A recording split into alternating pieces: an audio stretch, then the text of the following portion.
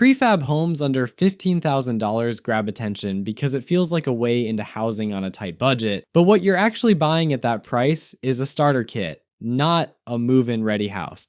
Let's walk through what that really means so you know the trade-offs before you start. At this price point, you're looking at small structures, tiny cabins, shed-style buildings, or shipping container conversions. Most of them come as kits you build yourself. The kit usually includes the walls, roof, and floor materials, plus some doors and windows. Think of it as the skeleton of a house. You'll also get manuals or guides so two people can assemble it over a few days. Some companies let you upgrade with extra features like lofts, different layouts, or nicer finishes, but those push the price higher. What you don't get is just as important. Land is on you. A foundation is on you. Utility hookups, water, sewer, power, also on you. Same goes for insulation, drywall, cabinets, counters, flooring, and every single appliance. Even plumbing pipes and electrical wiring usually aren't part of the deal. Permits and inspections cost money too, and delivery isn't free. Shipping a big flat pack can add $1,000 to $15,000 depending on where it's coming from.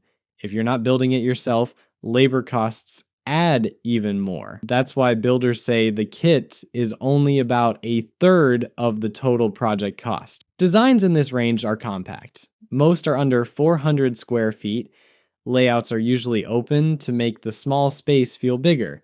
Lofts are common for sleeping or storage. Minimalist lines dominate. Function comes first. It's enough for a single person or a couple who don't mind tight quarters, but it's not a full family house. Assembly is aimed at the do-it-yourself builder. First step is a foundation, either a slab or piers. Then you follow the instructions to build the shell. After that comes the long list of finishing tasks: wiring, plumbing, insulation, interior walls, and all the fixtures. The kit makes the exterior fast and simple, but the inside is all on you. Financing is another hurdle. Traditional mortgages don't usually apply. Buyers often use personal loans, RV loans, or savings. Legal rules vary by city and state. Some places have minimum square footage requirements, setbacks, or special permits. Durability depends on how you finish it. The shells are usually built in controlled factory environments, which helps with quality. Some can handle high winds and heavy snow once fully built out, but without insulation packages and proper sealing, they won't hold up to four-season climates on their own. Resale is tricky. Tiny homes don't appreciate like standard houses. The value depends on your finishing work, your location, and how much demand there is for small homes in your area. A well-finished kit on a good piece of land might resell decently, but a bare-bones shed probably won't. So, the real story is this. Under 15 grand gets you the shell, the starting point.